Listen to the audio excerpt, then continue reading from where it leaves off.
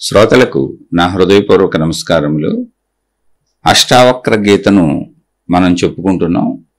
అష్టావక్ర గీత ఇప్పుడు 10వ శ్లోకాన్ని మనం చెప్పుకుంటున్నాం. ఇప్పటి వరకు 9 శ్లోకాలు చెప్పుకోవటం జరిగింది. అష్టావక్ర మహామునికి నమస్కరిస్తూ ఈ అష్టావక్ర మహాగీత, ఈ ఆత్మజ్ఞాన గీత అసలు బయటికి రావటానికి కారణభూతుడైనటువంటి జనక మహారాజుకు నమస్కరిస్తూ వాళ్ళిద్దరిని తలుచుకుంటూ, జనక మహారాజు తాను ఆత్మజ్ఞానమును తెలుసుకోవాలి అనేటువంటి జిజ్ఞాసలో అష్టావక్ర మహాముని ప్రశ్నించటం వలన, అలా ప్రశ్నించినటువంటి జిజ్ఞాస కలిగినటువంటి జనక మహామునికి తన తనువు, మనస్సు, ధనములను నియంత్రించగలిగినటువంటి సామర్థ్యము ఉండటము వలన, అంటే కోరికలు, కీర్తి, కామము, కనకము. ఇక్కడ తనువు అంటే నేననేటువంటి భావన, నేను మహారాజుని అనేటువంటి భావన తీసి ఆయన వదిలేశాడు. ఆయన పాదాల దగ్గర పెట్టేశాడు, అష్టావక్ర మహాముని పాదాల దగ్గర. ఇంకా మహారాజత్వం లేదు, రాజ్యమే వదిలేశాడు. అలాగే కామము మనసుకు సంబంధించింది. కీర్తేమో నేను మహారాజు, నేను ఫలానా అన్న గుర్తింపు, నేను అన్న భావన. అదేమో వదిలేసి ఆయన పాదాల దగ్గర రాజ్యాన్ని ఇవ్వటం ద్వారా వదిలేయగలిగారు. కామము, కోరికలన్నీ మనసుకు సంబంధించినవి. మనసుని, నా మనసును కూడా మీకు అర్పిస్తున్నాను అనేటువంటి అర్పణ ద్వారా ఆయన మనసును కూడా ఇచ్చేశారు. నేను అనేటువంటి అహంకార భావపు శరీరాన్ని ఇచ్చేశారు. ఆయనకి కీర్తిని పెంచి నేననే గుర్తింపుని పెంచే రాజ్యాన్ని ఇచ్చేశారు. అంటే కీర్తి, కామము, కనకము అన్నీ ఇచ్చేశారు.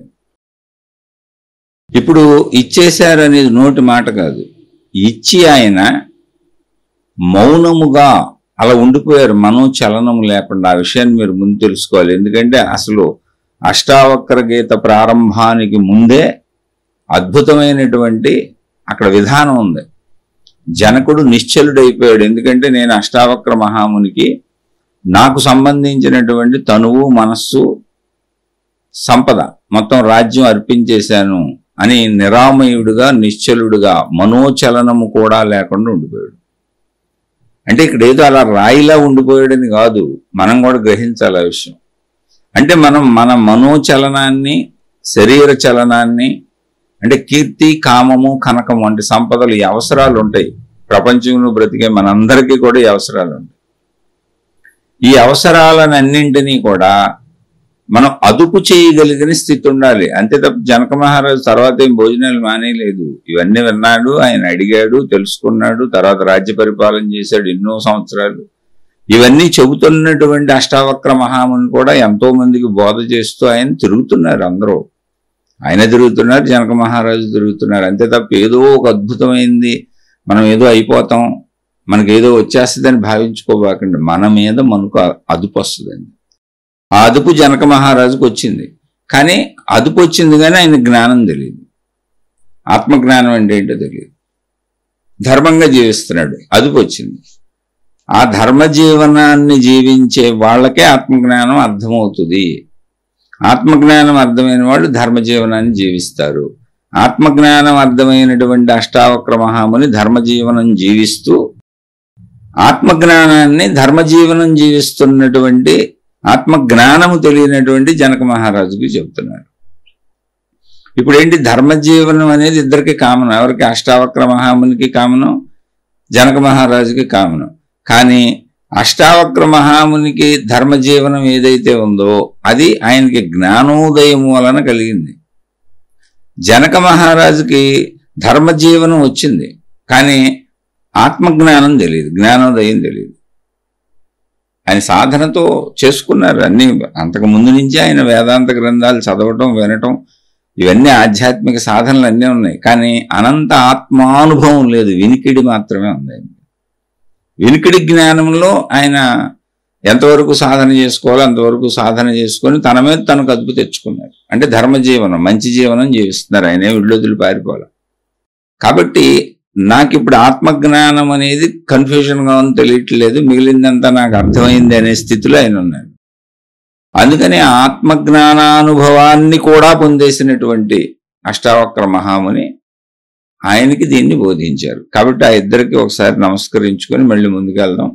ఇది మొదలు జనక మహారాజు ప్రశ్నించటం వలన అష్టావక్ర మహాముని ఆయన యొక్క ఔన్నత్యాన్ని అర్హతను గుర్తించటం వలన మాత్రమే ఇది చెప్పటం జరుగుతుంది. కాబట్టి ఎవరైతే ధర్మ జీవనంలో ఉంటారో, ఎవరైతే మంచిగా జీవిస్తారో, ఎవరికైతే తమపై తమకు అదుపు ఉంటుందో వారికి మాత్రమే ఆత్మజ్ఞానము అనుభవంగా అంటే అనుభూతిగా అనుభవంగా తెలుస్తుంది. ధర్మజీవనము అంటే మంచిగా జీవించటము అనేటువంటి ప్రవృత్తి లేని వాళ్ళకి తమపై తమకు అదుపు ఉండదు కనుక వారు ఆత్మజ్ఞానమును విన్నా దానిని పాటించలేరు, ఆచరించలేరు. ఆత్మజ్ఞానం అనేది అక్కడ ఏమి ఉండదు, పదార్థం కాదు, అది భావనది. ఆ భావన లక్షణమే ధర్మజీవనం, మంచి జీవనం. అందుకని ఆ భావనను పొంది నువ్వు ధర్మజీవనం మంచి జీవనంలోకి రావచ్చు. నువ్వు మంచి జీవనంలోకి వచ్చి ఆ భావాన్ని తెలుసుకోవచ్చు. ఆ భావన నిలిచిపోద్ది నీలో. అందుకని ఇక్కడ భావన నిలిచిపోవటమే మనం ఎన్ని చెప్పుకున్నా. అంతే తప్ప ఏదో వచ్చేస్తుంది, ఏదో అయిపోతాను అనుకోబాకండి. యథాతథంగా జీవితం ఇలాగే ఉంటుంది. మీరు ఆత్మజ్ఞానం తెలుసుకుంటే మీకు ₹1 కూడా మీ జీవితంలో ఎక్స్ట్రాకేమి రాదు. మీకు ఆత్మజ్ఞానం తెలిసేసుకుంటున్నారు వీళ్ళని చెప్పి లోకశక్తి అంతా, విశ్వశక్తి అంతా మీకు సహకరించేసి మీకేమి డబ్బులు ఇచ్చేసి, బంగారాలు ఇచ్చేసి, నగలు ఇచ్చేసి, కీర్తి ప్రతిష్టలు ఇచ్చేసి, మీ ఇంట్లో వాళ్ళ కోరికలన్నీ తీర్చేసి అలా ఏం చేయదు. అలా ఏం జరగదు. మాయలు మహిమలు ఉండవు. ఆత్మజ్ఞానము అనేటువంటిది నీ స్వీయ జ్ఞానము. నేను శక్తిని అనేటువంటి ఒక భావన నీకు తెలుస్తుంది. విశ్వశక్తికి నాకు భిన్నము లేదు అని, భిన్నత్వము లేదు అని. ఎందుకని శరీరం భిన్నంగా ఉంటుంది కనుక. ఆ భావన నువ్వు గ్రహించినప్పుడు ధర్మయుతమైన జీవితమే కాదు, మంచి జీవితమే కాదు, దుఃఖము లేని, బాధలు లేని సంతోషకరమైన జీవితాన్ని జీవిస్తావు. దుఃఖమునకు, బాధలకు కారణం ఏంటంటే వేరు భావన, పరిమిత భావన. అంటే నాకంటే వేరుగా బోల్డ్ మంది మనుషులు ఉన్నారు, నాకంటే వేరుగా చాలా సృష్టి ఉంది, ఈ సృష్టిలో బోల్డ్ ఉన్నాయి, వాళ్ళకి ఎన్నో అనేకం దొరికినాయి, నాకు ఇంకా అన్నీ దొరకలేదు, నేను వాళ్ళకంటే వేరైన వాడను, వేరైన దానిని, నాకు ఒక శరీరం ఉంది, నేను ఈ శరీర పరిమితం మాత్రమే, ఈ శరీరంకి వ్యాధులు వచ్చినా, బాధలు వచ్చినా, ఈ శరీరం నశిస్తున్నా నేను తట్టుకోలేను. ఇటువంటి భావాలతో మన జీవితం ఉంది. అంటే ఇది తప్పు కాదు, వేరుగా ఉన్నాయిగా, కనపడుతున్నాయి, అందులో తప్పు ఎక్కడ ఉంది. కానీ ఇది చిన్న సత్యము, శాశ్వత సత్యము కాదు. ఇది సత్యమే, ఒక పరిమిత సత్యము. అంటే ఒక నాణ్యానికి ఒకవైపునే చూస్తున్నాడు, నాణ్యానికి రెండవ వైపు కూడా ఉంది. రెండు వైపులా నాణ్యాన్ని చూస్తే, ఇప్పుడు సపోజ్ నాణ్యానికి మీరు ఇటువైపు బొమ్మ వైపు చూస్తున్నారు అనుకోండి, ఆ బొమ్మ వైపు అంకి లేదనుకోండి, ఆ నాణ్యం విలువ ఎంతో తెలియదు. అది ₹1, ₹2, ₹5, ₹10, ₹100. నాణ్యం విలువ తెలియాలంటే అంకున్న వైపు చూడాలి. లేదా అంకున్న వైపు చూస్తూ ఈ నాణ్యము ఇంత విలువైంది అనుకుంటున్నారు, అటువైపు బొమ్మ లేదనుకోండి, ఆ నాణ్యం చెల్లదు, చెల్లుబడి అయ్యే నాణ్యం కాదు అది. అటువైపు బొమ్మ ఉండాలి, ఇటువైపు అంకి ఉండాలి, అప్పుడే నాణ్యం చెల్లుబడి అవుతుంది. అది నాణ్యం అవుతుంది. రెండు వైపులు ఒకేసారి చూడగలగాలి. రెండు వైపులు ఒకేసారి అంకె బొమ్మ ఉన్నటువంటి నాణ్యం ఎలా చెల్లుబడి అవుతుందో అలా మాత్రమే సృష్టి శక్తి, విశ్వశక్తి, నేను ఒకటే అనేటువంటి తెలిసినప్పుడు మాత్రమే జీవితం చెల్లుబాటుగా నడుస్తుంది. అదే ఆనందం. అక్కడ దుఃఖం ఉండదు. ఇంకా ఎప్పుడైతే ఒకవైపు, ఇప్పుడు బొమ్మ చూసాం, అటువైపు అంకి లేదు, అంకి లేనప్పుడు నాణ్యం చెల్లదు. ఇటువైపు అంకి చూసాం, అటువైపు బొమ్మ లేదు, అప్పుడు నాణ్యం చెల్లదు. అది చల్లని నాణ్యం. నాణ్యంలో అనిపించవచ్చు, మనకు చెల్లుతుందని అనిపించవచ్చు. అది పట్టుకొని మనం అన్ని షాపులు తిరగచ్చు భ్రాంతిగా. కానీ వాళ్ళు, అయ్యా ఇది రెండో వైపు లేదు దీనికి, కాబట్టి ఇది చెల్లదు అని చెబుతారు. అలాగే ఒకవైపు నేను శరీర పరిమితులను మాత్రమే, నేను శరీర పరిమితురాలను మాత్రమే అని ఒకవైపు జీవనమే జీవిస్తున్నాం మనం. అది ఇక్కడ అంతకంటే కన్ఫ్యూజన్ ఏం లేదు. ఒకవైపు తప్పు కాదు, ఒకవైపు బొమ్మ ఉంది, కరెక్టే. మీరు బొమ్మనైనా చూసి ఉండొచ్చు, అంకినైనా చూసి ఉండొచ్చు, అది కరెక్టే. కానీ రెండవ వైపు కూడా దాని మీద ముద్రించి ఉండకపోతే నాణ్యం ఎలా చెల్లదో, అలాగే జీవితంలో రెండవది కూడా, అంటే ఈ నేను శరీరము అనుకుంటున్న దానికి రెండవ వైపు ఏంటి, దీనికి ఆధారత ఏంటి అనేది తెలుసుకోకపోతే మన జీవితము చల్లని జీవితం అయిపోతుంది, చల్లని నాణ్యంలాగా. అందుకని జీవితం సరిగ్గా చెల్లుబాటుగా సాగాలి అంటే రెండవ వైపు కూడా తెలియాలి నాయన అని చెప్తున్నారు. అంతే జ్ఞానం అంటే ఇంకేం లేదు. అలానే నువ్వు అది తెలుసుకుంటే మొదటి వైపు ఏం మారదు, ఏమీ మార్పు ఉండదు, జీవితం అలాగే సాగుతుంది, అసలు ఎటువంటి మార్పు ఉండదు. నువ్వు ఇంతకు ముందు ఎలా జీవించావో ఇప్పుడు కూడా అలాగే జీవిస్తావు, మార్పులేమీ ఉండవు. కాకపోతే మార్పు ఉంటుంది. ఎక్కడ ఉంటుందో తెలుసా? మన భావంలో. ఇంతకు ముందు నేను శరీరము మాత్రమే అనుకున్నప్పుడు, ఇప్పుడు నేను అనుకున్నది తినకపోతే బాధేసేస్తుంది, నేను అనుకున్నది కట్టుకోకపోతే బాధేసేస్తుంది, నేను అనుకున్నది జీవించకపోతే బాధేసేస్తుంది, శరీరానికి చిన్న అనారోగ్యం వస్తే బాధ వచ్చేస్తుంది, శరీరం పెరిగి వృద్ధాప్యం వస్తుంటే బాధ వచ్చేస్తుంది. అలా బాధ అనేది పడుతుంది. ఈ శరీరం అసలు ఇలా ఎందుకు ఉంది, దీనికి రెండవ వైపు ఏంటి? శరీరం ఉంది, ఓకే, ఇవన్నీ రైటే, ఇవన్నీ కావాలి, ఓకే, ఇవేం తప్పు కాదు. అందుకే బాధ వస్తుంది నాకు. అవి కావాలి కూడా, అవి కావాలనుకోవటం అసలు తప్పే కాదు. బతకాలంటే అవన్నీ కావాలి, ఇది ఫిక్స్. దీన్నేమి మార్చుకోకండి, చెరుపుకోకండి, ఇది వైరాగ్యమైన అయ్యని గడ్డాల మీసాలు పెంచుకోకండి, ఇది ఫిక్స్, ఇలాగే జీవించాలి ఉన్నంతకాలం. కానీ దీనికి రెండవ వైపు ఏంటి?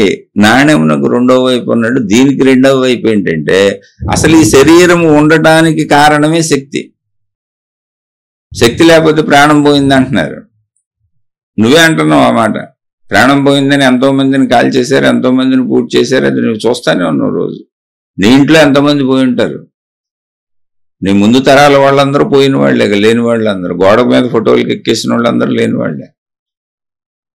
అది తెలిసి కూడా రెండవ వైపు ఉంది, ప్రాణం అనేది ఒకటి ఉందని తెలిసి కూడా అదేంటో తెలుసుకోవట్లే మనం. అక్కడ ప్రాబ్లం వచ్చింది. ఆ ప్రాణం అనేది శక్తి అని మనం అంటున్నాం. అదే అద్భుతంగా అదే ఉంది కదా. అది ఉన్న రెండో వైపు తెలుసుకోకపోతే జీవితం చెల్లుబాటు లేని నాణ్యంలాగా జీవించి వెళ్ళిపోతున్నాం. ఎందుకు వచ్చామో తెలియదు, ఎందుకు పుట్టామో తెలియదు, ఎందుకు ఇవన్నీ అనుభవించామో తెలియదు, 100 సంవత్సరాలు ఇక్కడ ఎందుకు బతికామో తెలియదు, అలా వెళ్ళిపోతున్నాం. ఎప్పుడు పోన్లే అలా వచ్చాం వెళ్ళిపోయాం, పోనీ ఏం పోయిందండి, ఇప్పుడు నష్టమే ఉందండి, ఇలా జీవించడం వలన ఏమన్నా పెద్ద నష్టమా?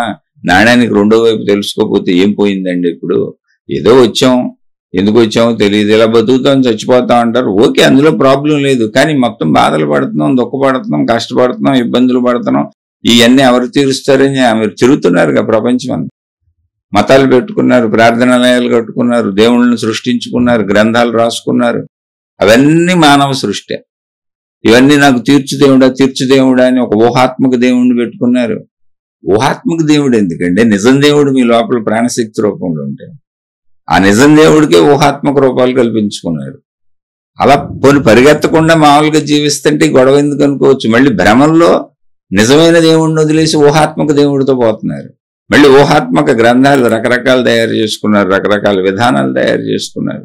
మళ్ళీ ఇదంతా ఎటువైపు వెళ్ళిపోతుంది అంటే ఒక స్వప్నలోకం సాగినట్టుగా ఉంది. స్వప్నలోకంలో మీకు ఒక సిస్టమ్ ఉండదు. దానికి మీరు స్వప్నలోకంలో చూడండి, కాలం ఉండదు, సిస్టమ్ ఉండదు. ఇప్పుడు మనం మెలకువలో ఉన్నాం అనుకోండి, ప్రస్తుత కాలంలో శరీరం పనిచేస్తూ ఉంటుంది, మనకు తెలుస్తూ ఉంటుంది, ఇప్పుడు ఏం చేయాలో తెలుస్తూ ఉంటుంది.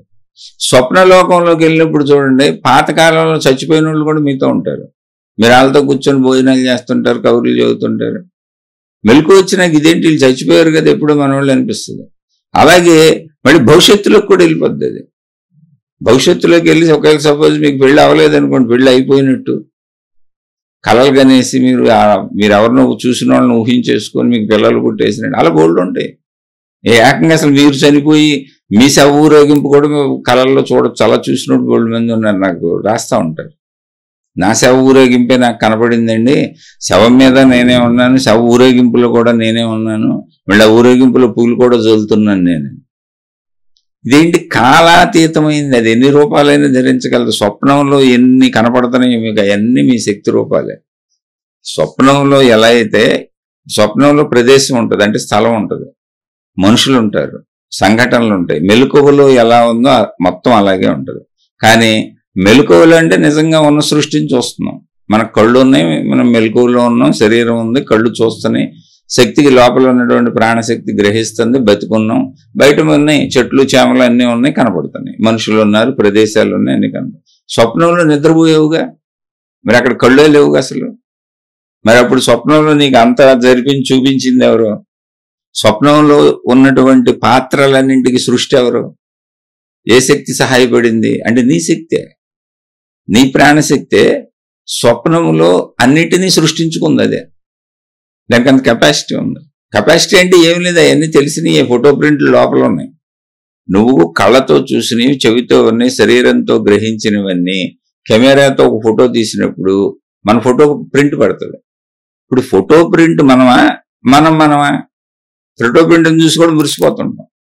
ఇళ్లలో ఫోటోలు పెట్టుకుంటారు, వాళ్ళ పిల్లలు ఫ్యామిలీ ఫోటోలు తుడుచుకొని శుభ్రం చేసుకుంటారు. ఇందుకే మీ అందరూ అక్కడే ఉన్నారు. ఫోటోల్లో గ్రూప్ ఫోటో దిగి ఆనందపడతారు కానీ గ్రూప్ గా ఉంటారు, తిట్టుకుంటుంటారు, కొట్టుకుంటుంటారు, రోజు గజిబిజులు గందరగోళాలు, ఒకళ్ళ మనశ్శాంతిని ఒకళ్ళు పాడు చేసుకుంటుంటారు. ఆ ఫోటోని చూసి మురిసిపోతుంటారు. అది ఫోటో ముద్ర. అది ఇప్పుడు మీ ఫోటోలో ఒక 5గురు ఫోటో దిగారు అనుకోండి, మీ ఫ్యామిలీ అనుకోండి. ఈ 5గురిని ఫోటో తీసిన ఫోటో ప్రింట్ బరువు ఎంత ఉంటుంది? ఆ కాగితం ఓ 25 గ్రాములు కూడా ఉండదు. ఫోటో ప్రింట్ కాగితం దాన్ని తూకం వేయండి, ఓ 10 గ్రాములు 10 గ్రాముల లోపల వస్తుంది. అంటే మీరు వేసుకున్న సైజుని బట్టి ఆ కాగితం ముక్క మీద మీ బొమ్మ. అది మీరు 5గురు కలిపి ఎంత ఉంటారు? ఎంత తక్కువలో తక్కువ వేసుకున్నా 300 కిలోలు దాటిపోయి 400 కిలోలు దాకా వెళ్తారు. అలా జస్ట్ ఓన్లీ ఇవన్నీ కూడా శరీరంతో గ్రహించినవన్నీ కూడా లోపల ఫోటో ప్రింట్లో ఉన్నాయి అంతే. ఇప్పుడు నువ్వు నిద్రపోయినప్పుడు దానికి కాల పరిమితి లేదు మనసుకి, ముందు ఆ విషయం తెలుసుకోండి. అందుకని అది భూత భవిష్యత్ వర్తమాన కాలాలు దానికి లేవు, ఎరుకలో శరీరానికి ఉంది. అందుకని మొత్తాన్ని కలిపేసుకుంటుంది. ఆ లోపల ఉన్న ఫోటో ప్రింట్లు అన్నింటినీ తీసి కలిపేసుకుంటుంది. ఇలా కలిపేసుకోవడానికి ఆ ఫోటో ప్రింట్లన్నీ తీసుకొని పాత కాలంలోకి, అంటే గడిచిపోయిన కాలంలోకి, ప్రస్తుత కాలంలోంచి భవిష్యత్తు కాలానికి 3 కాలాలని కళ్ళకపలకం చేసేసి చూపించడానికి కారణం ఏంటి అంటే ఆ మనసు యొక్క చైతన్య శక్తి, సృజనాత్మక శక్తి. 3 కాలాలు ఎందుకు కలిసిపోయినాయి అంటే దానికి కాలం లేదు కనుక. మనసేం తప్పు చేయట్లే, మానసిక స్థితిలో కాలమే లేదు. అందుకని 3 కాలాలు కలిసిపోయి ఉన్నాయి అక్కడ. అందుకని 3 కాలాల్లో మనకు కనపడేటప్పుడు గజిబిజి అవుతున్నాం మనం. కాదు 3, దానికి కాలమే లేదు. కాలం లేకపోతే అలాగే ఉంటుంది, కాలం లేనప్పుడు అలాగే ఉంటుంది. శరీరానికి కాలం ఉంది. అందుకని ఈ జ్ఞానాన్ని తెలుసుకు ప్రయాణించండి అని చెప్పారు, అంతే, ఏమి లేదు. ఇప్పుడు ఈ కాలమే లేనటువంటి మనసు చేసేటువంటి పనుల కంటే ఇది కూడా తెలుసుకోండి మీరు. చాలా శీర్షికలు నేను మీలో విజ్ఞానం పెంచడానికి, మూఢత్వం పోవడానికి చెబుతున్నా తప్ప మీకు ఏదో ఆత్మజ్ఞానం వచ్చేస్తుందని, నాకు వచ్చేస్తుందని చెప్పట్లేదు. ఆత్మజ్ఞానం అంటే ఏమి లేదు అసలు. అక్కడ ఖాళీ ఆకాశం, వచ్చేదేమి ఉండదు, మహిమలు మహిళ ఉండవు. ఆత్మజ్ఞాన స్థితిని పొందినటువంటి మహాత్ములు, రమణ భగవాను లాంటి వాళ్ళని, నిసర్గదత్త మహారాజు లాంటి వాళ్ళని చూడండి, ఏ మహిమలు లేవు. శారీరకంగా ఎన్నో బాధలు కూడా పడ్డారు, మామూలుగానే జీవించారండి. శరీరం మామూలుదేది, శరీరం పదార్థం. అది పదార్థం ఎప్పుడు మార్పు చెందుతూ రూపాన్ని కోల్పోద్ది. నశించటం అంటే ఏంటి? మరణం కాదు, రూపాన్ని తెచ్చుకుంది, రూపాన్ని కోల్పోద్ది. ఈ రూపం రావటం, రూపం పోవటం చాలా మందికి అర్థం కాదు, ఎంత చెప్పినా అర్థం కాదు. ఇది మీకు అర్థమయ్యేలా చెబుతాను నేనండి. అనేకము ఏకము కలిసే ఉన్నాయి, అనేకము ఏకము కలిసే ఉన్నాయి. ఎలా కలిసి ఉన్నాయి అంటే, ఇప్పుడు మీరు సముద్రపు నీరు ఉంది, అదేంటి? నీరే కది. సముద్రపు నీరు ఏంటి చెప్పండి? నీరేనా? నీరే. ఇప్పుడు సముద్రపు నీటి నుంచి కొంత నీటిని తెచ్చి బయట పోసి ఎండలో పెట్టాం, నీరు ఆవిరైపోయింది, అక్కడే ఇప్పుడు ఉప్పు మిగులుతుంది. ఆ నీటిని తెచ్చి, మామూలుగా నీరే అది, ఎండలో పెడితే ఎండకి మామూలు నీరు ఆవిరైపోతే ఉప్పు తయారవుతుంది. అలాగే మనం వాడుకునే ఉప్పుని తయారు చేస్తున్నారు. అంటే ఇప్పుడు ఏమైంది? అది ఏకమే కానీ అనేకమైంది, ఉప్పుగా అయింది, ఆవిరిగా అయింది. ఇప్పుడు ఏకములో అనేకం పుట్టింది. అది దాని స్వభావం, అందులోనే ఉంది. అది మనమేమనుకుంటున్నాం, ఉప్పు వేరు నీరు వేరు అనుకుంటున్నాం. కాదు, అది నీరే. ఉప్పు నీరు, ఎండ వలన నీరు ఆవిరైంది, ఉప్పు రూపం ధరించింది, ఘనత్వాన్ని పొందింది. ఈ ఉప్పు ఘనత్వం పొందటం అనేది సముద్రపు నీటి నుంచి ఎలా జరిగిందో, ఇటువైపు ఈ ఉప్పును మళ్ళీ బోల్డ్ రకాలు చేస్తున్నారు. అది ఘనత్వం పొందినప్పుడు ఒక షేపులో ఉంది, దాన్ని మళ్ళీ మనుషులకు అందించడానికి అనేక రకాల షేపులు తయారు చేస్తున్నారు, అనేక రూపాలు పొందుతుంది. అది ఎటు మారిస్తే అటు మళ్ళుతుంది. సరే, మొత్తం ఉప్పు అనుకుందాం. మళ్ళీ అక్కడ నీరేమైంది? ఆవిరయింది, మేఘమైంది. మళ్ళీ మేఘం వర్షమైంది. వర్షం అంటే ఏంటి? చినుకులు. చినుకులన్నీ ఏమైంది? మంచినీరు అయింది. మళ్ళీ మంచినీరు ఏమైంది? నదులైంది. ఈ నదులన్నీ కలిసి ఏమైంది? సముద్రం అయింది. మళ్ళీ నదులన్నీ సముద్రానికి పోయినాయి. మళ్ళీ మొదట ఎక్కడ ఏముందో అదే ఉంది. మధ్యలో ఇదంతా జరిగినట్టుగా అనిపిస్తుంది, కనిపిస్తుంది. అయితే మనకు మొదటిది తెలీదు, చివరిది తెలీదు. ఆత్మజ్ఞానం అంటే అది. ఇక్కడ సముద్రం తెలియదు మనకి. ఆద్యంతములు తెలియవు అన్నారు అనంతత్వానికి. కారణం ఏంటంటే సముద్రం ఇక్కడ కనపడుతుందే, అది ఆది, అదే అంతం. ఆద్యంతములు సముద్రమే అయినప్పుడు మధ్యలో ఇంకోటి ఏముంది? అసలు మార్పులు కనపడుతున్నాయి తప్ప అది మొదలో సముద్రమే, చివరో సముద్రమే, మధ్యలోని సముద్రమే. అయితే సముద్రపు పోలికని చెప్పుకున్నాం. కానీ శక్తికి వచ్చేటప్పటికి సర్వవ్యాపకమైంది అదే ఉంది, అందులోనే జరుగుతుంది ఇదంతా. ఇక్కడ సముద్రానికి భిన్నంగా సముద్రం నుంచి పైకి వెళ్ళింది ఆవిరి. సముద్రానికి భిన్నంగా ఉప్పును తయారు చేసాం, పోలికగా సముద్రం చెప్పుకున్నాం. కానీ శక్తికి వచ్చేటప్పటికి శక్తిలోనే సమస్తం జరుగుతుంది, ఇంకోటి చెప్పుకోవడానికి లేదు అక్కడ. ఇక్కడ చిత్రమైన విషయం అది. ఆ శక్తిలోనే సమస్తం ఉంది. సమస్తం ఉంది శక్తిలోనే అయినప్పుడు ఆద్యంతములు గ్రహించటం తప్ప మనం ఏం చేయగలం అసలు? ఇక్కడ ఇప్పుడు మనం చేయగలిగింది ఏంటి? ఆద్యంతములు గ్రహించటం అంతే. ఆద్యంతములు గ్రహించాలి. ఆ గ్రహించమని ఆత్మజ్ఞాన శాస్త్రం చెబుతుంది మనకి. ఆద్యంతములు గ్రహించండి అని చెబుతుంది. గ్రహించండి అన్నప్పుడు ఆద్యంతములు ఏమి మారిపోవు, కొత్తగా ఏదో జరిగిపోదు, ఏమి రాదు. ఆద్యంతములు మారిపోయి కొత్తగా ఇక్కడ వచ్చేది ఏమి ఉండదు. మనం జ్ఞానం తెలుసుకోవటం వలన ఇప్పుడు జరిగిపోయి మార్పు ఏమి లేదు అక్కడ. నాణ్యమునకు రెండో వైపును కూడా చూస్తున్నాం అంతే. ఈ విషయం తెలుసుకోవాలి. జీవితం ఇప్పుడు ఎలా ఉందో అలాగే ఉంటుంది, శరీరం ఎలా ఉందో అలాగే ఉంటుంది, ఎలా గడుస్తుందో కుటుంబం అలాగే ఉంటుంది. అయితే నేను శక్తిని అనేటువంటి నాణ్యమునకు రెండవ వైపు ఉన్నటువంటి, అంటే మనిషి శరీరమునకు ఆధారముగా ఉన్నటువంటి, విశ్వమునకు ఆధారముగా ఉన్నటువంటి మొత్తం శక్తిని అనే భావం తెలుసుకోకపోవటం వలన, నాణ్యమునకు రెండవ వైపు తెలుసుకోకపోవటం వలన పరిమిత భావనలో వేరుగా కనపడుతుంది. ఉప్పు కనపడుతుంది, ఆవిరి కనపడుతుంది, మేఘాలు కనపడుతున్నాయి, వర్షం కనపడుతుంది, చినుకులు కనపడుతున్నాయి, నదులు కనపడుతున్నాయి. అదంతా మంచినీరు అన్నాం, ఉప్పు నీరు అన్నాం, రకరకాలుగా పేర్లు పెట్టాం. మళ్ళీ ఈ నీరు ఎక్కడెక్కడ కురిసిందో దాన్ని బట్టి ఆ నీరు మట్టిలో పెడితే బురదయింది. అలా అనేకంగా తయారైపోయింది. ఆ వర్షం కురిసిన దాన్ని బట్టి, పరిస్థితులను బట్టి. అది మనం వాడేస్తే మన ఇంటి ముందు డ్రైనేజీల్లో మురుగునీరు అయింది. అన్నీ రకరకాలైంది అది. అలా రకరకాలుగా ఎన్నైనా అది వాడకాలలో, విషయాలలో జరిగిందే తప్ప బేసిక్గా అది ఆది అంతము ఒకటే, మధ్యలో అది అలా అనిపిస్తున్నది. అలా జరుగుతుంది. ఏంటిది? సముద్రపు పోలిక, నీరు ఉప్పు కాబట్టి. కానీ శక్తి అయినప్పుడు ఇది అసలు శక్తిలోనే జరుగుతుంది. శక్తికి భిన్నంగా జరగడానికి ప్లేస్ లేదు. శక్తిలోనే శక్తే రూపాలు ధరించి రూపాలు కోల్పోయి శక్తి అవుతుంది. కాబట్టి రూపంగా ఉన్న మనం ఇప్పుడు నేను రూపాన్ని కోల్పోయి శక్తిని అవుతాను అనే విషయాన్ని మనం గ్రహించాలంటే అంతకు మించి ఏం లేదు అసలు. అంటే అప్పుడు ఏమవుతుంది? నేను రూప పరిమితుడను. ఇప్పుడు అదే సమయంలో నేను రూప పరిమితుడను కూడా గాను. అంటే ఏంటి? రూపానికి ఆధారంగా శక్తి ఉంది, శక్తి స్వరూపాన్ని, నాణ్యానికి రెండవ వైపు. నేను శరీరాన్ని, నాణ్యానికి ఈ వైపు. రెండు కరెక్టే. నేను శరీరాన్ని అనేది పరిమిత భావనలో జీవించడానికి అవసరం, మొత్తం జీవితం అలాగే గడుస్తుంది, అది సత్యమే. నేను శక్తిని అనేది రెండవ వైపు, అది సత్యమే. ఈ రెండు వైపులు లేకపోతే జీవితం పూర్తి అవ్వదు, అసంపూర్ణ జీవితం జీవిస్తున్నాం. అందుకని దుఃఖం వస్తుంది, బాధ వస్తుంది, కష్టం వస్తుంది, ఇబ్బంది వస్తుంది, చెడు చేయాలనిపిస్తుంది. శరీర భావన వలన, పరిమిత భావన వలన చెడు ఉత్పత్తి అవుతుంది. చెడు లేదు అక్కడ. ఎందుకని? నా వరకే శరీరం అనుకున్నప్పుడు నాకు మాత్రం దొరికితే చాలు, మిగిలిన వాళ్ళకి గొడవ నాకెందుకు అనిపిస్తుంది. అందుకని నాణ్యానికి రెండవ వైపు, అంటే నీ శరీరానికి ఆధారత ఏంటో రెండవ వైపు, నీకు ఆధారత ఏంటి, నీ రెండవ స్వరూపం ఏంటి, నీకు రెండవ వైపు ఏంటి. నేను శరీరం అనుకుంటున్నావు, ఇది మొదటి వైపు, నీకు రెండవ వైపు ఏంటి అన్నప్పుడు శరీరత ఆధారంగా ప్రాణం అనేది ఉంది. ఆ ప్రాణం పోతే శరీరాన్ని తీసి కాల్చిపూడి చేస్తున్నారనేది మనకు కూడా తెలుసు.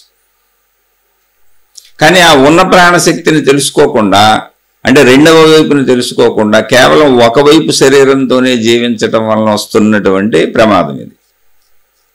ఆ రెండవ వైపును కూడా తెలుసుకో అని చెబుతుంది ఆత్మజ్ఞానం. అంతే తప్ప నువ్వు తెలుసుకుంటే మళ్ళీ ఈ వైపు ఏం మారదు, శరీరం వైపు ఏమీ మారదు, ఎలా ఉందో అలాగే ఉంటుంది. నీకున్న అనారోగ్యాలు కూడా అలాగే ఉంటాయి.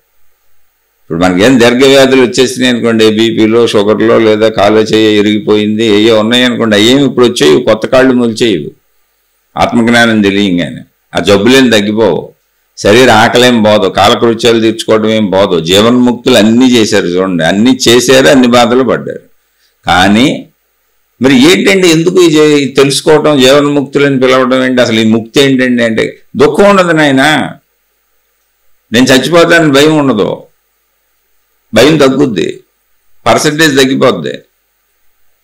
నీకు ఎప్పుడైతే నేను శక్తి నేను తెలిసిందో, నేను శరీరంతో జీవిస్తున్నాను అన్నప్పుడు చెడు తగ్గిపోద్ది, చెడు చేయాలని అనిపించదు.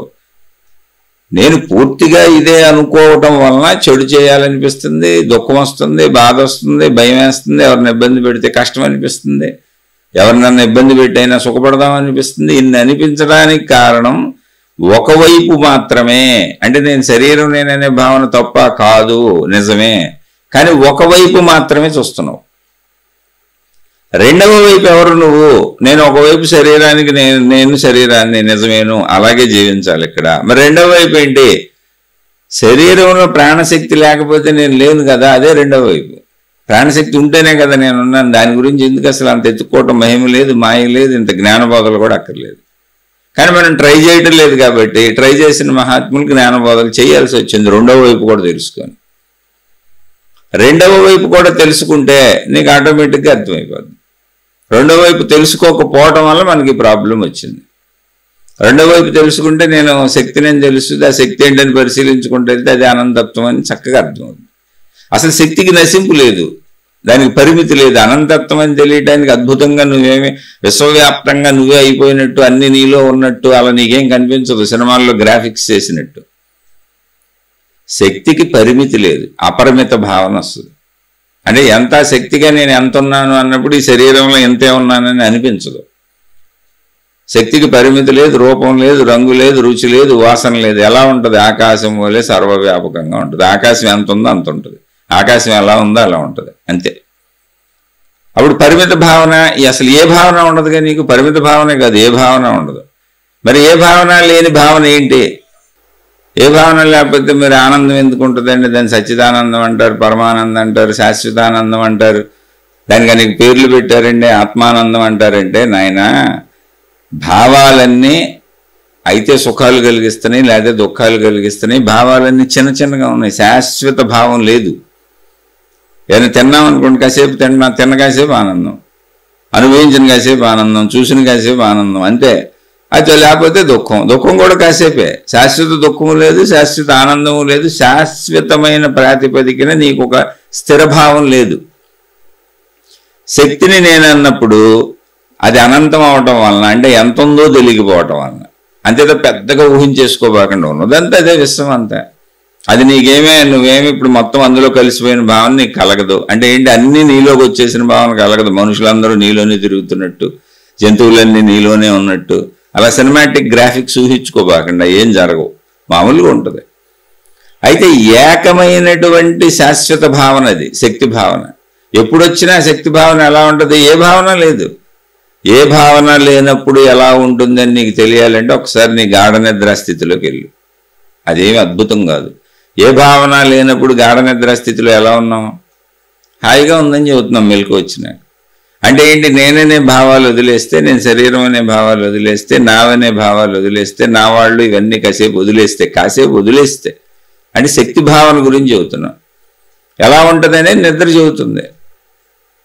హాయిగా ఉంటుంది, సుఖంగా ఉంటుంది. ఎందుకని? అసలు నేననే గుర్తింపు నుంచే దుఃఖాలు, సుఖాలు, కోరికలు అన్నీ మొదలవుతున్నాయి. సుఖం మొదలైనా అందులోంచి మొదలవుతుంది, దుఃఖం మొదలైనా అందులోంచి మొదలవుతుంది. అసలు భావమే లేదు, అసలు ఆలోచనే లేదు. నిర్మల నిశ్చల స్థితి, శాశ్వతమైనటువంటి శాశ్వతానందము. అందుకని దాన్ని పరమానందము, సచ్చిదానందము, ఆత్మానందము, బ్రహ్మానందము అని ఎందుకన్నారు అంటే అది పరిమిత ఆనందం కాదు, ఏదో వస్తువుతో విషయాలతో వచ్చేది కాదు. అది పోవటానికి ఛాన్స్ లేదు. వన్స్ అది తెలిసినాక నీకు పోవటానికి ఛాన్స్ లేదు. ఇప్పుడు నువ్వు ఎప్పుడు నిద్రపోయినా నీకు నిద్ర సుఖం ఉంటుంది. అందుకే రోజు నిద్రపోతాం. నిద్ర సుఖం పోవడానికి చెదిరిపోదుగా. మెలకు వస్తే మళ్ళీ పడిపోతావు సుఖ దుఃఖాల్లో. మళ్ళీ గాఢ నిద్రలోకి వెళ్తే ఎప్పుడు ఒకే స్థితి, అది దాని మార్పు లేదు. అలాగే నేను శక్తి నేను మెలకువలో తెలుసుకుంటే గాఢ నిద్రలో ఉన్న స్థితి మెలకువలో ఎప్పుడూ ఒకే స్థితి అంతే. అక్కడ ఏ భావన లేదు, ఏ కల్పన లేదు, ఏ మాయ లేదు, ఏ మహిమ లేదు. అన్నీ మనమే అయిపోయి మనం ఎక్కడ పడితే అక్కడ సూక్ష్మ శరీరాలతో తిరగచ్చు, దేవుళ్ళు దేవతల్లో ప్రత్యక్షం అవ్వచ్చు అనేది చందమామ కథలు, బొమ్మ బాలమిత్ర కథలు, ఇలాంటి కథల్లాగా ఊహించుకోబాకండి. ఏం ఉండదు, నువ్వు మామూలుగానే ఉంటావు. నిజమైనటువంటి జ్ఞాని చక్కగా మామూలుగా ఉన్నది ఉన్నట్టుగా చెబుతాడు, ఉన్నది ఉన్నట్టుగా ఉంటాడు, కానీ ఆనందంగా ఉంటాడు. ఆనందం అంటే ఏంటి? ఆనందంగా ఉంటాడంటే ఏదో నవ్వుతా పగలబడిపోతా ఓ కేరింతలు కొడతా ఉంటాడని కాదు. దుఃఖం లేకుండా ఉండటమే ఆనందంగా ఉండడం. దుఃఖం ఉండదు, బాధ ఉండదు, అశాంతి ఉండదు, అంతే. బాధ లేని స్థితి ఆనందం. అలా ఉంటాడంతే, ఇంకేం ఉండదు. అది చక్కగా విషయాన్ని అర్థం చేసుకునే ప్రయత్నం చేయండి. అందుకని మళ్ళీ ఇవన్నీ చెబుతున్నా. ఇప్పుడు మనం చెప్పుకునేటువంటి 10వ శ్లోకం అష్టావక్ర మహాముని చెప్పింది. ఎత్ర విశ్వమదం భాతి కల్పితం రజ్జు సర్పవత్. ఎత్ర విశ్వమిదం భాతి కల్పితం రజ్జు సర్పవత్ ఆనంద పరమానంద స్వబోధస్త్వం సుఖం చరా. ఆనంద పరమానంద సబోధస్త్వం సుఖం చరా. ఇది ఆయన ఇవన్నీ ఏంటంటే మహాత్ములు మనం విశ్లేషించుకుంటున్నాం. అలా చక్కగా పదాల్లో కూర్చి విషయం చెప్పేశారు అంతే.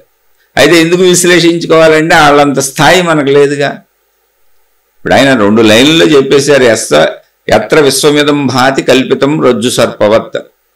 ఈ విశ్వం ఏ విధంగా మనుషులకు కనపడుతుంది, ఎలా చూస్తున్నారు అంటే, తాడుని పాము అనుకొని భ్రమించి భయపడిపోయి దూకేసి, ఇప్పుడు ఒక తాడు ఉంది అక్కడ, అది మనకు పాములా కనపడుతుంది మసక చీకటిలో. గబుక్కుని తొక్కేస్తామనుకుని ఎగురు దూకేసాం, గుండె అదిరిపోయింది, చెమటలు పెట్టేసినాయి, పాము అని అరుపులు కేకలు మొదలెట్టాం. ఎవరో వచ్చి లైట్లు వేసారు, చూస్తే ఏముంది అక్కడ? ఏం లేదు, తాడు ఉంది. రజ్జు అంటే తాడు, సర్పవత్ పాము వలే. అంటే తాడు పాము వలే ఎలా కనిపించి భ్రాంతి చెందించి మనిషి కన్ఫ్యూజ్ అవుతాడో అలా ప్రపంచాన్ని చూసి అనుకుంటున్నాడు. ఆ విధంగా అనుకుంటున్నాడు, భావించుకుంటున్నాడు, అలా కనపడుతుంది. కానీ అది అలా లేదు. ఎలా ఉంది? ఇందాక మనం చెప్పుకున్నాం, నాణ్యానికి 2వ వైపు చూడాలని. అలా చూసినప్పుడు ఏమైంది? ఆనంద పరమానంద. అదే చెప్పారు, సచ్చిదానందం, పరమానందం, ఆత్మానందం, బ్రహ్మానందం. ఇప్పుడు దాకా చెప్పుకుంది అదే. అలా నువ్వు ఎప్పుడైతే ఈ మధ్య స్థితుల్ని చూడకుండా, అంటే మొదలు సముద్రమే చివరి సముద్రమే, మధ్యలో ఉప్పు, మధ్యలో ఆవిరి, మధ్యలో మేఘాలు, మధ్యలో మేఘ కదలికలు, మధ్యలో వర్షం, మధ్యలో చిలుకులు, మధ్యలో నదులు, మధ్యలో దానికి మంచినీరు అన్న పేరు, మళ్ళీ మధ్యలో మొత్తం ఎంతో భూమిని బ్రతికిస్తున్నానన్న పేరు, ఎంతో మందికి ఉపయోగపడుతున్నానన్న పేరు, రకరకాలుగా అయిపోయింది. ఆ నీరు అనేక రకాల నీరు, అదే మురుగునీరు, అదే మంచినీరు.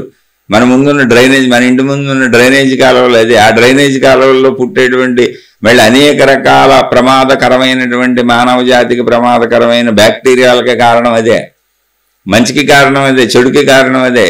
ఇలా అయిపోతూ మొత్తం వెళ్ళి సముద్రంలో కలిసిపోద్ది మళ్ళీ నది. ఇంతకీ ఇప్పుడు ఏం జరిగింది? చర్య అంతా దేంది? ఆది దేంది? అంతం దేంది? అసలు చర్య దేంది? సముద్రాన్ని. కానీ మనకి సముద్రం అనేది తీసేస్తే సముద్రానికి సంబంధం లేకుండా అనిపిస్తుంది. చూడండి, అన్ని ఉప్పుకు అసలు సముద్రం సంబంధం ఉందని ఆ ప్రాసెస్ తెలియని వాళ్ళు అనుకోరు. ఉప్పు వేరు అనుకుంటారు అసలు ప్రాసెస్ తెలియకపోతే. అది భూమి మీద జరుగుతున్న ప్రాసెస్ కాబట్టి కొంతమంది తెలుసుకోవచ్చు. అలాగే ఆవిరైన నీరు మేఘాలైంది అని చాలా మందికి తెలియదు. ఆవిరంతా పైకి వెళ్ళి మేఘాలైందని, అదే వర్షిస్తుందని, అయ్యే చినుకులని, అదే మంచినీరని, ఇంతకీ సముద్రపు ఉప్పు నీరే మంచినీరని చాలా మందికి తెలియదు. ఎవరో చదువుకున్న వాళ్ళు, అందులో ఉన్న వాళ్ళకి తెలుస్తుంది. అలాగే ఈ ఆత్మజ్ఞాన చదువు, ఆధ్యాత్మిక చదువు చదవకపోతే మొదలు శక్తే చివరి శక్తే, మధ్యలో రూపధారణ జరుగుతుంది. ఉప్పులాగా, ఆవిరిలాగా, మేఘములలాగా, వర్షం కురిసినట్టుగా క్రియాత్మకమైన చర్యలు జరుగుతున్నాయి. చినుకుల్లాగా, మళ్ళీ ఆ చినుకులన్నీ కలిసి నదుల్లాగా ఈ పంటలు పండించినట్టు, మనుషులకు ఉపయోగపడినట్టు రకరకాలు అయిపోయి, మళ్ళీ మురుక్కాలవలు అయిపోయి రకరకాల బాధలు పెట్టినట్టు. ఇంతకీ బాధలు అదే పెడుతుంది, సుఖం అదే పెడుతుంది, అన్నీ అదే. మొత్తానికి ఏం జరిగింది? సముద్రం. ఇప్పుడు అక్కడ బాధలు ఉన్నాయి, సుఖం ఉందండి. ఏంటి? మంచినీరు అయితే సుఖం ఉంది, మురుగునీరు అయితే మన ఇంటి ముందు డ్రైనేజ్ కాలువ వాసనే మనకు బాధగా ఉంది. నిలవ నీరు అయిపోతే ఆ నీరే బాధగా ఉంది. అదే నీరు ప్రాణాన్ని బతికించేటువంటి నీరుగా ఉంది. అక్కడే సుఖం ఉంది, అక్కడే దుఃఖం ఉంది. ఎందుకని? మనం దాన్ని పరిమిత భావంలో చూసినప్పుడు. అయితే జీవనావసరాలు కాబట్టి అవన్నీ తప్పని కాదు, పోలికతో చెప్పాం. కానీ అసలు అదేంటి అంతమేంటి అంటే మొత్తం సముద్రమే. మొదలు సముద్రంతోనే మొదలైంది, ఎండింగ్ సముద్రంతోనే ఎండ్ అయింది. మధ్యలో ఈ చర్యలన్నీ ఉన్నాయి. ఈ చర్యలన్నీ ఏంటి? సముద్రమే. ఇందులో ఏదైనా సముద్రమే, పేర్లు మార్చాం అంతే. అలాగే సృష్టిలో మనుషులని, చెట్లని, జంతువులని, గ్రహాలని, గోళాలని ఇలా రకరకాల పేర్లు మారినాయి తప్ప ఇవన్నీ పరావర్తనం చెందిన సృష్టి దశలు. మళ్ళీ ఆ పరివర్తనం వెళ్ళిపోయి సృష్టిలో కలిసిపోతూ ఉంటుంది. అలా కలిసిపోవటం అనేటువంటి ఒక పెద్ద ప్రాసెస్ని మనం గ్రహించలేకపోతున్నాం కనుక, గమనించలేకపోతున్నాం కనుక ఆ ప్రాసెస్లోనే భాగమైనటువంటి ఒక ఉప్పు కణిక లాంటి మనం వేరుగా భావించుకుంటున్నాం. ఇప్పుడు ఉప్పు కణికలన్నీ వేరువేరుగా ఉన్నాయి అనుకోండి, సాల్ట్ చూడండి మీరు వేరువేరుగా తయారు చేస్తారు, మొత్తం అలా పొడి పొడిగా వేరువేరుగా రాలుతూ ఉంటుంది చూడండి. అదే రాళ్ళు ఉప్పు అయితే ఇంకా విడివిడిగా తెలుస్తుంది, కానీ అది ఏక నీటి నుంచి వచ్చింది. అలా జీవులందరం విడివిడిగా భావించుకుంటున్నాం. ఇప్పుడు ఈ ఉప్పు అంతా తీసుకెళ్లి సముద్రంలో పడేసాం అనుకోండి, ఏమవుద్ది? కలిసిపోద్ది, కరిగిపోద్ది, సముద్రం అయిపోద్ది. ఎందుకని? అది దాని సహజ లక్షణం, అది సముద్రమే. అలాగే మొత్తం మన స్వరూపాన్ని ఆత్మశక్తిలో కలిపేయచ్చు, ఎందుకంటే మన స్వరూపం ఆత్మశక్తే. ఉప్పు ఎలా సముద్రమో, ఉప్పు సముద్రానికి ఎలా భిన్నం కాదో, సముద్రంలో పోసిన ఉప్పు ఎలా సముద్రం అయిపోద్దో, సముద్రం నుంచి విడదీసి దాన్ని ఎండగొట్టి వాడిని ఉప్పు అన్నా కూడా అది సముద్రమే. ఈ విషయం మనకు తెలుసుకోవాలంతే. అలాగే నువ్వు విడిగా జీవుడిగా భావించుకున్నా నువ్వు ఆత్మస్వరూపుడివే.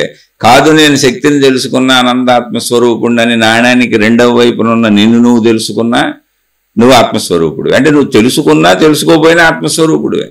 కానీ తెలుసుకుంటే ఆత్మస్వరూపుణ్ణి అని ఆనంద పరమానంద భావంలో అంటావు ఎప్పుడు. అదే బోధ. అలా ఆనంద పరమానంద సబోధస్త్వం సుఖంచరా. ఈ బోధన అర్థం చేసుకొని సుఖంగా జీవించు, ఇది గ్రహించి సుఖంగా జీవించు, ఆనందంగా జీవిస్తావు. ఇప్పుడు ఎందుకని? నశింపు లేని, ఖండము కాని, పరిమితము లేని అనంత శక్తి స్వరూపం అది. అంటే సర్వవ్యాపక ఆకాశము వలె. అయితే మరి ఇదంతా లోపలికి తపస్సు చేసుకుంటూ వెళ్తే కానీ లోపల మనకు అస్థితి అర్థం కాదు, పై మాటలకు అర్థమయ్యేది కాదు. ఇది ఉదాహరణలుగా చెప్పుకుంటున్నాం. ఇప్పుడు మనం నిజం అనుకొని మనం జీవిస్తున్న జీవితం ఏది ఉందో, అంటే నేను ఈ శరీరమే జీవిస్తున్న జీవితం ఏది ఉందో అది తప్పు కాదు, నాణ్యమునకు ఒకవైపు. అయితే అర్థం అవడానికి పోలిక చెప్పారు. ఏమని? తాడు అనేది అసలు ఒకటి ఉంది అక్కడ, పాము అనేది కూడా అలాగే ఉంటుంది తాడులాగానే. ఇప్పుడు తాడు పాములాగా ఎందుకు కనిపించింది మనకు? అసలు పాములు అనే జంతువులు ఉన్నాయి, అవి అలాగే ఉంటాయి కాబట్టి. అంతే తప్ప లేని. ఇప్పుడు తాడు పులిలా కనపడదుగా, తాడు పిల్లిలా కనపడదుగా, తాడు ఎలుకలా కనపడదుగా, తాడు ఏనుగులా కనపడదుగా. తాడు పాములా ఎందుకు కనపడుతుంది అంటే నిజంగా ఓ పాము ఉంది అక్కడ, నిజంగా ఓ తాడు ఉంది అక్కడ. దగ్గర సంబంధం ఉన్నటువంటి విషయాలను దూరం నుంచి చూసినప్పుడు, స్పష్టంగా చూడనప్పుడు అలా అనిపిస్తున్నది. ఇది భ్రమ కాదు, నిజంగా పాము ఉంది అక్కడ. ఇక్కడ మీరు మళ్ళీ అర్థం చేసుకోలేదు, భ్రమ అనుకోకూడదు. ఆ పోలిక కరెక్టే. తాడును పోలిన పాములు ఉంటాయి, పాములను పోలినట్టు తాడు ఉంటుంది. అప్పుడే మనకు అనిపిస్తుంది. అంటే చాలా దగ్గర సంబంధంగా ఉంటాయి, స్పష్టంగా చూడటానికి అవకాశం లేదు మనకు అక్కడ. అప్పుడు మాత్రమే అలా అనిపిస్తుంది. అంటే ఏంటి? పాము నిజం, తాడు నిజం. అది ఎందుకు తాడు పాములా కనపడుతుంది అంటే స్పష్టంగా చూసేటువంటి అవకాశము, ఫెసిలిటీ లేదు అక్కడ. ఆ ఫెసిలిటీ లేనప్పుడు, స్పష్టత లేనప్పుడు, క్లారిటీ లేనప్పుడు తాడు పాముగా కనిపించింది. అంతే తప్ప లేనిది కనపడలా, ఉన్నదే కనపడింది, పాము ఉందే. అయితే ఎక్కడ లేదు, ఇంకో చోట ఉంది. ఇంకెక్కడో పాముని చూసాం, అది తాడులా ఉంటుంది. తాడు పాము ఒకలా ఉంటాయి దూరం నుంచి. కాదని తెలియాలి అంటే స్పష్టంగా చూడగలగాలి. అలాగే ఇక్కడ మనకి ప్రపంచం అంతా కూడా ఉన్నది నిజమే. పాములు ఉండటం ఎలా నిజమో ప్రపంచం అంతా నిజమే, భ్రాంతి కాదు, నిజమే. కానీ పాములు ఉండటం నిజం, తాళ్ళు ఉండటం నిజమే. ఎలాగో తాడు పాములా మనకు కనపడినప్పుడు రెండు ఉండటం నిజమైతేనే తాడు పాములా కనపడుతుంది. పాము అని అనుకుంటాం. అసలు పాము లేకపోతే తాడుని పాము అని అనుకోంగా మనం. రెండూ నిజాలే, కాకపోతే ఒకటి ఇంకో దానిలా కనపడుతుంది. ఒక్కొక్కసారి పావులను తాడు అనుకొని పట్టుకున్న వాళ్ళు కూడా ఉన్నారు. మనకు భయానికి మనం ఉదాహరణ ఏం చెప్పుకుంటున్నాం, తాడు పాము వల్లే కనపడుతుంది అన్నాం భయం కాబట్టి. పాముని తాడు అనుకొని పట్టుకున్న వాళ్ళు కూడా ఉన్నారు. ఏదో తాడు అక్కడ ఉందనుకొని పట్టుకొని మళ్ళీ పాముని అదిరి ఇసిరేసిన వాళ్ళు ఉన్నారు. అది జరుగుతూ ఉంటుంది, ఆ పొరపాట్లు జరుగుతుంటాయి. దీని అనుకోవచ్చు, దాన్ని అనుకోవచ్చు. ఎందుకంటే ఆ దగ్గరికి రెండింటికి దగ్గర సంబంధం ఉన్నది. మనం ఏం భ్రమ చెందిపోలా, పొరపాటు పడిపోలా. పొరపాటు పడడానికి అవకాశం ఉన్న పరిస్థితి అక్కడ ఉంది. అంత సత్యమేది. తాడు సత్యం, పాము సత్యం. మీరు సత్యాన్ని గుర్తించండి, సత్యాలే ఉన్నాయి అక్కడ, అసత్యాలు అసలు లేవు ఈ సృష్టిలో. పాము అనేది ఒకటి ఉండకపోతే తాడు నువ్వు పాము అనుకునే ఛాన్సే లేదు. అలాగే నీ శరీరం అనేది నిజం, శక్తి అనేది నిజం, రెండు నిజాలే.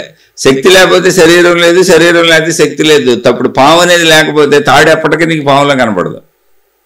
అలాగే తాడు అనేది లేకపోతే అసలు నీకు పాము భ్రాంతిగా కనపడే అవకాశం లేదు. ఒక పామే ఉంటుంది, అది నిజమే. ఇప్పుడు నీకు పాము కనపడితే పామే కనపడినట్టు, తాడు లేనప్పుడు. అసలు తాడు అనేది సృష్టిలో లేదనుకోండి, అది పామే. పాము అనేది సృష్టిలో లేదనుకోండి, తాడు పాములా కనపడే అవకాశం లేదు. అంటే రెండు ఉన్నాయి అక్కడ సృష్టిలో. అందుకని మీరు ఏదో వైరాగ్యం అంటే ఒకదాన్ని ఎగరేసేయటం అనుకోబాకండి. ఇందులోంచి అందులోకి వెళ్ళిపోవటం, కుటుంబాలు వదిలిపెట్టేయటం, శరీరం నేను కాదనుకోవటం, బాధ్యతలు వదిలేయటం, ధన సంబంధ విషయాలు వదిలేయటం, అలాంటి పిచ్చి పొరపాట్లు చేయకండి. తాడు నిజమే, పాము నిజమే, ఆ సత్యం తెలుసుకోండి. అప్పుడు శరీరము నిజమే, శక్తి నిజమే. శక్తి రెండవ వైపు, నాణానికి రెండవ వైపు. శరీరం అనేటువంటిది, ఇప్పుడు పాము అనేటువంటిది కాటేస్తుంది, ప్రమాదం జరుగుద్ది. కాబట్టి పాముతో జాగ్రత్తగా ఉండాలి.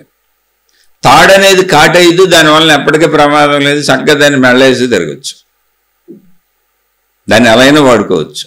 కాబట్టి దాంతో ప్రమాదం లేదు. విషయం తెలుసుకుంటే చాలు. ప్రమాదం ఉన్నదాన్ని దూరంగా పెట్టి జాగ్రత్తగా ఉంటాం, ప్రమాదం లేని దాన్ని దగ్గర పెట్టుకుంటాం. అలాగే శరీరము నిజమే, శక్తి నిజమే, కానీ శరీరం అనేది నశించిపోతూ ఉంటుంది. దానికి అన్ని రకాల అవసరాలు తీరుస్తూ ఉండాలి. ఆ శరీరం ఉండటానికి ఆధారంగా ఉన్నది శక్తే.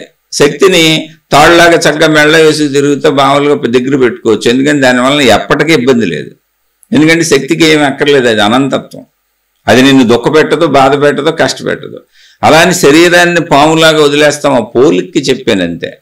శరీరానికి ఏం చేయాలంటే, ఒక పాముతో దూరంగా జాగ్రత్తగా ఎలా ఉంటామో, ఎంత జాగ్రత్తగా ఉంటామో, అంటే పాము కరుస్తుందేమో చనిపోతామన్న భయంతో ఎప్పటికీ పాము దగ్గరికి వెళ్లకుండా ఎంత జాగ్రత్తగా ఉంటామో, ఒకవేళ అది వచ్చేసి మన దగ్గరికి అదే దూరిపోతే దాన్ని చంపేసి మనం రక్షించుకోవడానికి ఎంత ప్రయత్నిస్తామో, ఎంత కంగారు పడతామో, ఎంత భయపడతామో, ఎంత ప్రయత్నిస్తామో, అంతా ఈ శరీరాన్ని చిట్ట చివరి వరకు రక్షించుకోవడానికి ప్రయత్నించుకోవాలి. అంటే పాము ఉదాహరణ ఇక్కడ ఈ విషయమని కాదు, ప్రయత్నము. పాము దగ్గర ప్రయత్నం ఉంది, తాడు దగ్గర ప్రయత్నం అక్కర్లా తెలిస్తే. అయితే అది పామో తాడో తెలియాలంటే ఏం కావాలి? స్పష్టత కావాలి, క్లారిటీ కావాలి, అక్కడ వెలుగు కావాలి. ఆ వెలుగే మనం చెప్పుకునే జ్ఞానం. దాన్ని అష్టావక్ర మహాముని ఇందులో అందిస్తున్నారు. అష్టావక్ర గీతగా ఎంతో మంది మహాత్ములు అందించారు ఈ వెలుగుని. ఇంతకీ నీకు వెలుగు, జ్ఞాన వెలుగు కావాలంతే. దానివల్ల నీ శరీరం ఏం మారిపోదు. పాముతో జాగ్రత్తగా ఉన్నట్టుగా శరీరంతో జాగ్రత్తగా ఉండు. నీకు పంచేంద్రియాలు ఉన్నాయి, వాటికి అవసరమైన కోరికలు అందించు, ధర్మంగా ఉండు, చక్కగా దాన్ని నిలుపుకో శరీరాన్ని. కుటుంబం జాగ్రత్తగా చూసుకో, డబ్బు జాగ్రత్తగా చూసుకో, ఉన్నంతలో తృప్తిగా ఉండు, మనసును పరిగెత్తనివ్వబాక, జాగ్రత్తగా పెట్టుకో, శరీర అవసరాలు తీర్చుకో. నేను శక్తిని అన్నప్పుడు నీకు ఇవి లక్షణాలన్నీ వచ్చేస్తాయి. ఆ శక్తిని అనే విషయాన్ని, ఆ వెలుగును తెలుసుకో. అప్పుడు ఆ వెలుగు, శక్తి అనే వెలుగుని ఎప్పుడైతే జ్ఞానాన్ని తెలుసుకున్నావో, ఆ వెలుగెళ్ళి తాడు మీద పడగానే అది పాము కాదు తాడని ఎలా తెలిసిపోయిందో, జ్ఞాన వెలుగు ఎప్పుడైతే నేను శక్తిని అనేది తెలుస్తుందో వెంటనే అది శరీరం మీద పడిపోద్ది. ఇది శరీరం కాదు, నేను శక్తిని అనే అనుభూతి కలిగినాక శరీరానికి అవసరమైనంత మాత్రం చక్కగా చేసుకుంటావు, హాయిగా జీవిస్తావు, ఆనందంగా జీవిస్తావు. అసలు చెడులోకి వెళ్ళవు, అహంకారం ఉండదు, చెడు ఉండదు, ఎటువంటి తప్పు చేయు. అది అంతే తప్ప ఇప్పుడు తాడు పాము పోలిక తీసుకున్నప్పుడు ఒకటి ఇంకోటి ఏదో భ్రాంతి చెందేసాం, పొరపాటు అయిపోయింది, అందులో ఒకటే కరెక్ట్ అనుకోబాకండి, రెండు కరెక్ట్. ఆ విషయం తెలుసుకోండి. ఇప్పుడు తాడు కరెక్టే, పాము కరెక్టే, శరీరము కరెక్టే, శక్తి కరెక్టే. జ్ఞానంతో దాన్ని పరిష్కరించుకుంటే ఇది పరిష్కారం జ్ఞానమే. అది తాడు పాము అన్న చోట దానికి పరిష్కారం వెలుగు. ఇక్కడ శరీరము శక్తి అన్న చోట పరిష్కారం జ్ఞానం. ఆ పరిష్కారాన్ని మహాత్ములు చూపిస్తున్నారు. అంతే తప్ప ఒకటి వదిలేసి ఒకటి పుచ్చుకోవడానికి ఏముండదు, రెండు కలిసే ఉన్నాయి. అర్థం చేసుకోండి. చక్కగా హాయిగా ప్రశాంతంగా సుఖంగా సంతోషంగా జీవించే ప్రయత్నం చేయండి. మీరు మంచిగా ఉంటే జ్ఞానం వచ్చేస్తుంది, మీరు జ్ఞానంతో ఉంటే మంచి వచ్చేస్తుంది. మీరు ఎవరైనా ఒకవేళ నేను చెడులో ఉన్నా, నా ఇష్టం వచ్చినట్టు పోతున్నా, అన్నీ వింటున్నాను, నాకు అర్థమైపోయింది, ఏదో చెడు గుణాలు వదలలేకపోతున్నాను కానీ చెడు చేయకుండా ఉండలేకపోతున్నాను కానీ నాకు ఆత్మజ్ఞానం అర్థమైపోయింది, భక్తి అర్థమైపోయింది, దేవుడు అర్థమైపోయాడు, గురువులు చేర తీసేశారు, గురువులు నన్ను ఒళ్ళో కూర్చోబెట్టుకుంటున్నారు, నేను ఎంతో గొప్పవాడిని, గురువులు దీవించేస్తున్నారు, గొప్పదాన్ని నన్ను దీవించేస్తున్నారు, ఏదో చిన్న చిన్న చెడు పోలేదు కానీ అని మీకు మీరు సర్ది చెప్పుకునే ప్రయత్నం అసలు చేయబాకండి. చెడు ఉంది అంటే మీకు జ్ఞానం రాలేదని అర్థం. జ్ఞానం అర్థం అవటం వేరు, జ్ఞానం అనుభవం అవటం వేరు. సింపుల్ థింగ్ అండి. జ్ఞానం అనుభవం అవ్వాలి, అర్థం అవటం కాదు. ఏముంది, వింటే ఎవరికైనా అర్థమవుద్ది, పుస్తకాలు చదివితే ఎవరికైనా తెలుస్తుంది. ఇప్పుడు చెబుతున్నా మీకు నేను, కానీ నాకు జ్ఞానానుభవం కాలేదు, నేను సామాన్యుడినే, నాకు శరీర భావనే ఉంది, చెప్పగలుగుతున్నాను అంతే. అసలు జ్ఞానానుభవం అయితే మీరు ఒకటే గుర్తుపెట్టుకోండి, నేను కాదు, ఇప్పుడు మీకు ఎంతమంది బోధ చేస్తున్నారో యూట్యూబ్లో కానీ ఎక్కడైనా కానీ ఎంతమంది బోధలు చేస్తున్నారో అసలు వాళ్ళు బోధలే చేయరు, ఆత్మానుభవంలో లీనమై కూర్చుంటారు. నేను శక్తినేని భావన వచ్చినాక అసలు నాకంటే రెండవ వాడు భిన్నంగా తెలియని వాడు ఎవడున్నాడు, తెలిసిన వాడు ఎవడున్నాడు, ఇవన్నీ శరీర భావనలు కదా. నాకు తెలుసు, వాళ్ళకి తెలియదు, నాకు అర్థమైంది, వాళ్ళకి అర్థం కావట్లేదు, పాపం వాళ్ళ దుఃఖాల్లో ఉన్నారు, వాళ్ళని ఉద్ధరించాలని నాకంటే భిన్నంగా కనపడాలి అందరూ. అలా నాకంటే భిన్నంగా కనపడటం మళ్ళీ వేరు భావనేగా. అది అసలు నిజంగా నాకు అది కలిగితేనే మీకు చెప్పను అంతే. ఒకటే గుర్తు, నేను ఎప్పుడు చెప్పడం మానేస్తానో అప్పుడు నాకు అనుభూతి కలిగిందని గుర్తు అంతే. చెబుతున్నారంటే వాళ్ళకి ఏ అనుభూతి కలగలేదు. శరీర భావనలో మాట్లాడాలని నోటికి అనిపిస్తుంది, చెప్పాలని మనసులో భావన ఉంది, కోరిక కలుగుతుంది. ఇది కూడా కోరికలే, ఏదో ఒకటి కదలిక, మనో కదలికలు కావాలి. అది మంచిగా కదులుతావా చెడుగా కదులుతావు అంటే మన ఊరికి గ్రంథాలు చెప్పుకోవటం మంచి అన్నం అంతే. అందుకని ఇంకొకళ్ళు ఇంకోలా కదిలితే నచ్చని చెడు అని పెట్టాం కొన్ని, అంటే మనుషులకి హాని జరిగే చెడు అన్నాం. ఇప్పుడు మనం ఇవి చెప్పుకుంటున్నాం, ఇంకోళ్ళు ఇంకోటి ఏదో చెప్పుకుంటారు సినిమా కథలో. మనం ఇది గొప్ప అనుకున్నాం, వాళ్ళు అది గొప్ప అనుకున్నారు. ఏముంది అందులో? అసలు కదలిక అనేది నీలో కదులుతుంది అంటే నీ ఇచ్ఛాపూర్వక కదలిక, అంటే నీకు ఇష్టం ఉంది, అయిష్టం ఉంది, కోరిక ఉంది. అందుకని అనుభవం పొందిన వాళ్ళు అలా స్థిరంగా హాయిగా జీవిస్తారు. వాళ్ళని స్థితప్రజ్ఞులు అంటారు. అది ఆనంద పరమానంద స్థితి అంటే అది. ఎప్పుడు ఆనందంగా పరమానందంగా నిశ్చలంగా నిర్మలంగా ఉంటారు. ట్రై చేయండి. భౌతిక జీవితంలో మంచిగా ఉండటానికి ప్రయత్నించండి చాలు, ఆత్మజ్ఞానం అదే వచ్చేస్తుంది. భౌతిక జీవితంలో మంచిగా ఉండని వాళ్ళు అంటే చిన్న అబద్ధం ఆడినా సరే మీకు ఆత్మజ్ఞానం రాలేదని అర్థం. నేను అందులో ముందుకెళ్ళిపోతున్నానని మిమ్మల్ని మీరు భావించుకొని మీ బుర్రలు పాడు చేసుకోబాకండి. ఎందుకంటే ఆ అవసరత రాదు అసలు వాళ్ళకి. చిన్న అసత్యం కూడా ఆడవలసిన అవసరత రాదు. అసత్యం ఆడటం తప్ప రైట పాయింట్ కాదు ఇక్కడ. చిన్నదే కదండి, పిన్నిస్ అంతే కదండి కాదు. అసలు ఆ బుద్ధి పుట్టదో, అవసరత రాదు. అటువంటి పరిస్థితుల్లోకి వాళ్ళు వెళ్ళరు. అది జరుగుతుంది అంటే అటువంటి పరిస్థితుల్లోకి వెళ్ళామంటే దేహభావన ఉన్నది, జ్ఞానం విన్నావు అంతే. గ్రంథాలు తల కింద పెట్టి పడుకుంటున్నావు, నీ ఇల్లంతా లైబ్రరీలో చేసుకుని నువ్వు మధ్యలో పడుకోవచ్చు. అది ఊరికనే పాండిత్యం అంటారు, ఆచరణకు రాదు, చదవటానికి వస్తుంది. పాండిత్యం అంటారు, చదవటం కాదు ఇక్కడ. మనం ఇది ఆధ్యాత్మిక చదువు, జ్ఞాన చదువు చదువుకుంటున్నాం. ఎవరి కోసం? మన కోసం. అందుకని చదువుకొని చక్కగా మనం ప్రశాంతంగా జీవించటమే. ఏమి లేదు, ప్రశాంతంగా జీవించటమే. జీవన్ముక్తుడు అంటే ఏంటి? జీవిస్తున్నాడు, ముక్తిగా ఉన్నాడు అంటే ప్రశాంతంగా ఉన్నాడని, హాయిగా ఉన్నాడని. అలా జీవించే ప్రయత్నం చేద్దాం. శుభమస్తు. మీకు మీ కుటుంబ సభ్యులకు మేలు చేకూరుగాక. మరొక కొత్త శీర్షికతో కలుసుకుందాం. మీ అభిప్రాయాలను కామెంట్ల రూపంలో తెలియజేయండి. మీ సందేహాలను ప్రశ్నల రూపంలో అడిగే ప్రయత్నం చేయండి. నేను చెప్పేవి నా సొంత విశ్లేషణలు. ఏదన్నా తప్పు ఉంది అనిపిస్తే దయచేసి నన్ను క్షమించండి. ఒప్పు ఉంది, మంచి ఉంది అని అనిపిస్తే, మీకు అర్థమైతే మీ జీవితంలో మీరు ఆచరించుకునే ప్రయత్నం చేయండి. శుభమస్తు. మీకు మీ కుటుంబ సభ్యులకు మేలు చేకూరుగాక.